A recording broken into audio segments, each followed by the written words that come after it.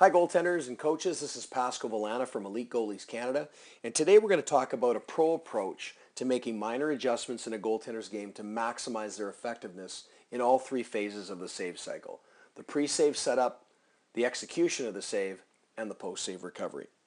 Today we have two excellent goaltenders, both playing at the top of their game in the NCAA. We're going to take a look at what they have similar and what they have some as small adjustments. So first and foremost, their heads are in really good position. They're angled using the theories of head trajectory, which we won't get into today, and they're able to maximize their exposure to the ice and where the puck is. Number two, the glove. Both gloves are in front of the body and in front of the mask. You're able to see the puck and track it right from the release right through to their glove without having to change too much of your vision. Now the goaltender on the right has both his glove and his blocker in front of him, whereas this goaltender has his blocker beside him and his glove in front. So at times when you're looking at it from a player's perspective, the shot on the blocker side high might be a little bit more inviting with the goaltender on the left. When you're going through these processes also, take a look at the knee bend. So this goaltender here has quite an aggressive knee bend, and you can see he's on the toes of his skates. This goaltender here has a slightly less of a bend, and he's more in the middle shaft or just slightly towards the front. When you're looking at both these goaltenders, the goaltender on the right has a little bit of an arch in his back, which will give him more movement in his area. He won't actually act as his own physical harness. On the right side, this goaltender is a bit of a hunch, so that may restrict him in some of his movements.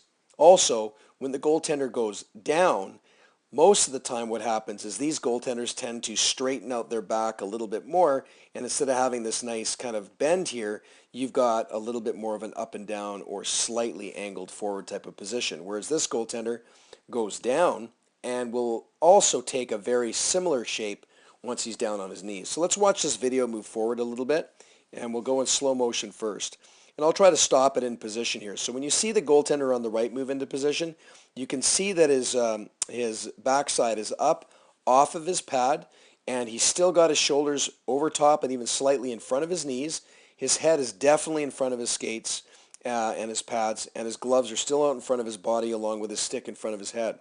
The goaltender on the left, when he goes down, he actually sinks and drops his backside into a almost sitting or yoga pose type position.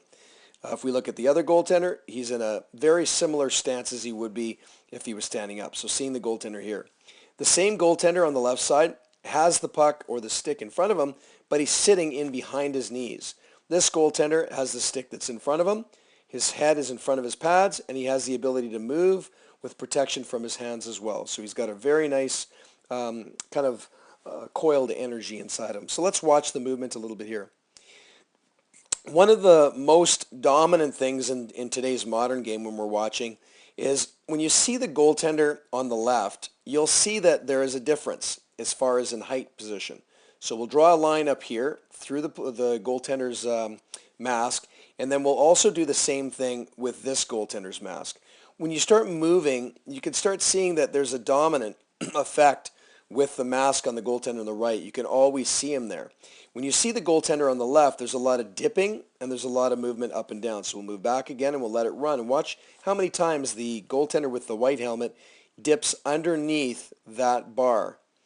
So he's always, or his brain is always having to change the equation that it takes to actually solve the shot. Whereas the goaltender on the right, he's inside that segment the entire time. So when you're looking at it, this goaltender has the ability to stay focused.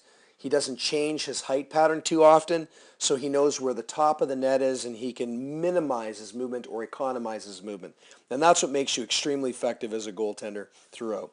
What I'm going to do is I'm going to back this up, and I'm going to allow these to go in fast motion or regular motion just to see the differences. You can almost see the goaltender on the left clunking down, whereas the goaltender on the right just seems a little bit more smooth, almost like water as he goes through those processes. I hope you enjoyed the video. These are, again, minor adjustments, taking a professional approach and making significant impact in a goaltender's game. Hope you enjoy. And if you ever want to contact me, you can reach me at pascalvillana@elitegoalies.com or follow me at GoalieCoach on Twitter.